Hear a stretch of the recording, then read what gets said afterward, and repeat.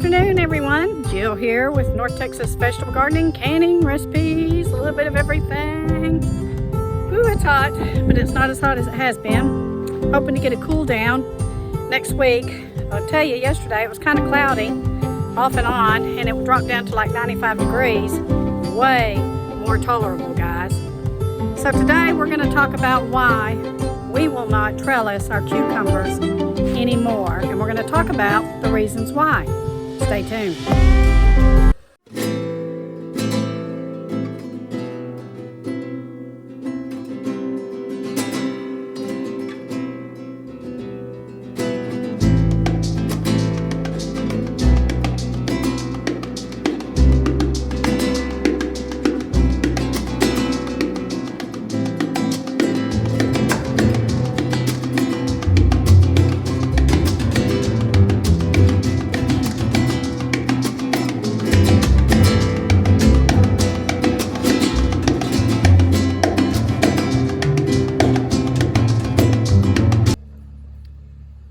Our cucumbers are about ready to come to the end of their life cycle, but we're still getting quite a few in here, and we are growing these traditionally or conventionally on the ground.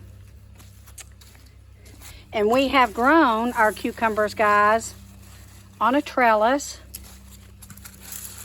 historically for many, many years. And I'm going to tell you exactly why we're not going to do that again. Not a bad harvest, if I say so myself. In this high tunnel, guys, it's getting to about 128 to 130 degrees, and these cucumbers are still growing. So I've gone back and pulled some pictures of our previous gardens to show you the different trellising variations that we've done. Here we use the cattle panel, which is very popular, guys, but we still didn't get the harvest that we're seeing now with our conventional gardening, and we believe it's because that trellis here in Texas heats up drastically. We've also used tomato cages, but look at the disease on my leaves. We believe that also is because it heated up, but guys, not just because of that. We get a lot of wind and a lot of sun here in Texas, and that can be very bad. We've even used the wooden teepee method to see if that would be better. And again, we suffered sun damage and we suffered wind damage to our plants that didn't allow them to come to full fruition when they were trellised up like this. Here's a later picture of how they were trellising up. They look quite nice, but guys, as soon as the sun came out and the wind started blowing, it started beating our plants to death. And even our cucumbers would start to get sun scorched before we could even get in there to harvest them. So trellising your plants sometimes cannot be the best idea depending on where you're at. Let's talk more. So during our years of trellising, we've been quite disappointed with the harvest that we've gotten, and we certainly have not seen what we got this year by growing it traditionally and letting it vine out on the ground. Now there are some caveats to that, and we're going to talk about that. This year we planted about 5 or 6 different plants conventionally, and the caveat is we have weed cloth underneath it, and we just cut holes in the weed cloth for each plant. That prevented the fruits from sitting on the ground and getting insect damage and rotting on the soil. So we were really happy with how this turned out on the weed cloth and growing out. We also didn't see any problems from the pollinators, as you can see from my previous video.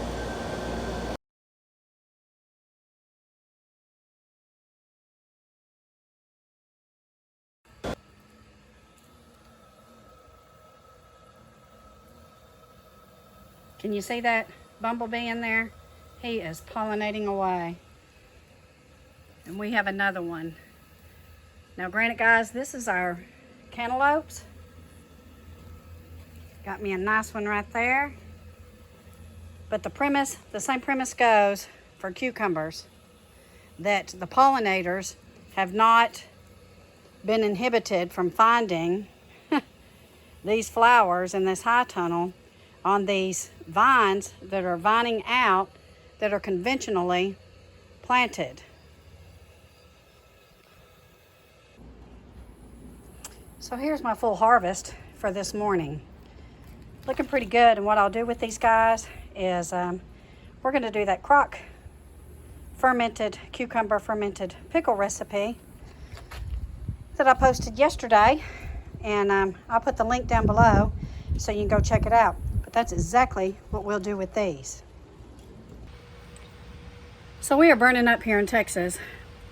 It is very, very hot, dangerously hot. It's 12:30, just got home from church, changed, and went outside to do a little work, and already burning up, guys. But that plays into whether you want to trellis your cucumbers or not. So there's some decisions you need to make, guys, as to whether you're going to trellis or not. Depending on where you're at. Are you in a shady spot? And do you have wind breaks where the wind can't damage them as they are tender and they're growing up? Are you in a shady spot where the sun cannot damage the leaves and where they need tons of water? Because what we have found is planting in that high tunnel, and you can do this conventionally outside a high tunnel, and cutting a hole and doing a drip tape, because the reason why you want to do a drip tape and not water overhead is because you'll present mold to your foliage, and you don't want to do that. But so you do have to make a decision. Can you protect it from the wind? Can you protect it from the sun? Because they will get scorched and they will start drinking tons of water because the leaves will start to dry out.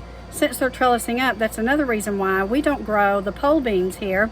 Now I may try them in that high tunnel, but I can't grow them outside conventionally because, again, the wind damage and the sun scorch and the heat, all of those come into play. So if you're in a cool area, in an area where you can keep them shaded, where you can keep them from the wind, you're probably going to do just fine with trellising. But if you're in an area like we are, where we don't really have any protection from the wind, any protection from the sun, you might want to think about growing them on the ground and possibly putting some weed cloth down below and letting them vine out. And the reason why is because the leaves we are finding are shading the other leaves, shading the ground, keeping it moist, and shading the cucumbers, and keeping them from being sun scorched and damaged.